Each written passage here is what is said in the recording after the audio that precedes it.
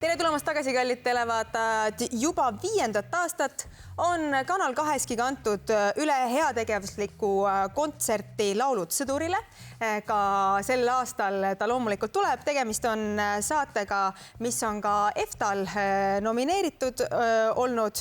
Ja hea meel, et külas on täna inimene, kes juba mitu head aastat Laulud sõdurile kontserdi laval on esinenud täpselt samamoodi ka sel aastal. Kaire Vilgats, tere õhtust! Tere õhtust! Aitäh kutsumast! See on ju heategevuslik selline kontsertsaade ja ma usun, et sinul artistina on ikka väga palju neid kutseid ja ettepanekuid, et me teeme täna siin head ja kas ehk ka sina tuleksid punti. Ja ma tean, et ega ei olegi võimalik ju kõigega kaasa minna, aga see kontsert on nüüd küll koht, kuhu sa alati hea meelega lähed. Miks see sulle oluline on, seda temaatika? Esiteks, minu jaoks nagu on see veidikene nagu prestiižne või see on kuidagi ilusasti esile toodud ja selle ümber on palju kära ja sellel on loomulikult ka suur sisu. Ehk siis need inimesed, kes on saanud viga või lausa elu kaotanud on ju Eesti Vabariigi heaks, et siis nende peresid nagu toetada, et need kuidagi saaksid koolis käia ja elada niimoodi, et nende ühte ju üks lapsevanemaid ei saa neid toetada, mitte rahaliselt. Minu jaoks on see väga kuidagi liigutav. On tõesti, 72 last on praegu Eestis, kelle ema või isa on siis vigastatud või hukkunud Eesti riiki kaitstes ja no sõdurid tegelikult on sulle südamelähedane teema, eriti võib-olla ka sel aastal. Sellepärast, et sul poeg oli ajateenistuses. Kuidas tal seal läks? No ühesõnaga minu laste isa siis, tema on olnud ka omal ajal ikkagi hea meelega läinud sinna kaitseväkke ja teinud selle läbi ja isegi kaalus ka sõjaväelist karjääri mingisuguse väikse aja.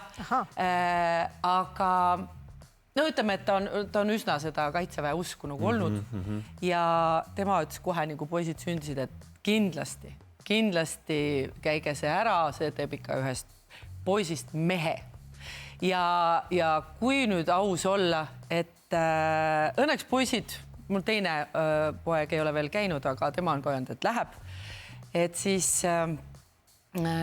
Alfred hea meelega läks ja siis ta ise nüüd tagantjärele on öelnud, et noh, et inimesed seal ütlesid kogu aeg, et nüüd su elu muutub, sa lähed, ma ei tea, hakkad tubliks ja tohutult trenni tegema ja mingi režiim ja siis ta oli seal võib-olla 6 aega ära, siis sai linnaloale, et võib-olla mitte nii kiiresti, aga linnaloale ütles, et midagi ei ole nagu muutunud, et ma olen nagu ikka siuke mingi suvakas.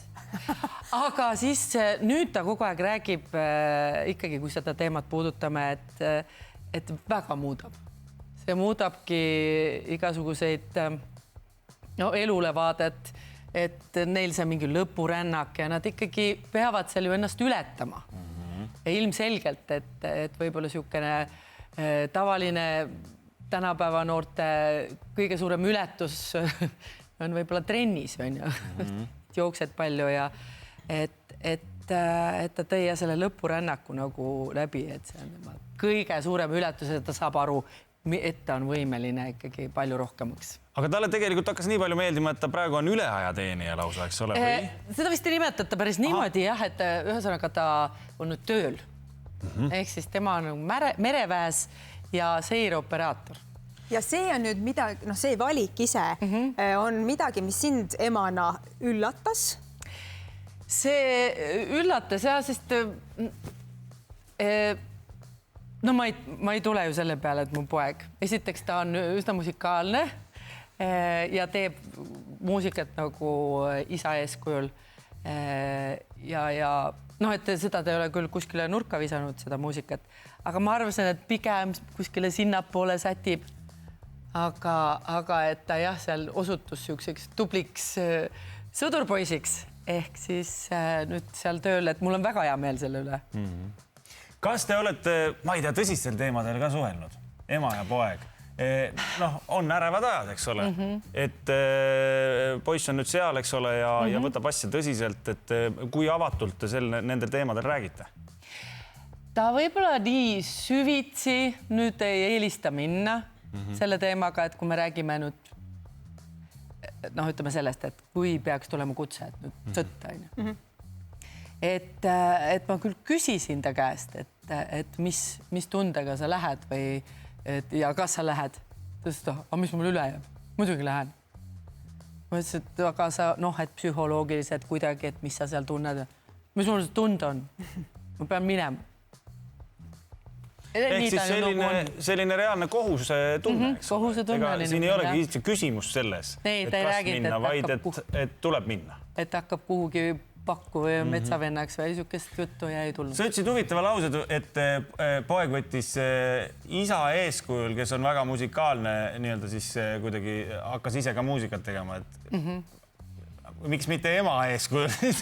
Ema on selles mõttes, et muusikat, vaata, mina ei ole selles mõttes muusikat tegija. No mina kellegi kätetööd nii-öelda esitlen, aga jah, et isa on ikkagi lugusid teinud ja seal loob. Nii et selles mõttes mu poeg ka loob ja õnneks ka laulab. No õnneks laulad sina ka nüüd taas etendusel või kontserdil Laulud sõdurile ja sinuga koos on sel aastal laval taas kord väga suured tuntud nimed nagu igal aastal Alika, Tanja, Ott Lepland, Ivo Linna, Suured tüdrukud, Puu Luup, et ägedad artistid laval. Ja teil on kindlasti plaan juba paigas, et mis Suured tüdrukud pakkuma hakkavad? Ja Eurovisioonilt midagi. Eurovisioonilt on ju nii suur valik lugusid, et me nüüd leidsime koos ja Dagmar siin oli väga selline entukas nii-öelda ja ajas meile orgunnis kõik Janno Trump on teinud seade ja et sükene Eurovisioon võib-olla natukene värskemas kuues. Ma ei ütle, mis lood, et oodake, tulge kontserdile ja vaadake telekast. Ja ega ei saagi siin kõike niimoodi välja hõigata. Ei saa. Aga telekast saab vaadata küll ja seda juba 17. juunil kell 8 õhtul on ülekanne siis Kanal 2, aga ka Postimehe veebis ja Raadio Kuku teeb samuti ülekande. Ja tore on ka võib-olla see, et annetusliinid saavad loomulikult olema avatud kontserdi ajal, aga on juba praegu avatud, nii et kõik, kes soovivad teha head ja toetada Karoliini Illenseeri fondi, siis annetusnumbrid on nüüd ka meil siin ekraanil. Saate anda oma panuse. Tehke head. Tehke head. Kaire, suur aitäh täna tulemast. Ja tervitused Alfredile. Teeme nii. Äge.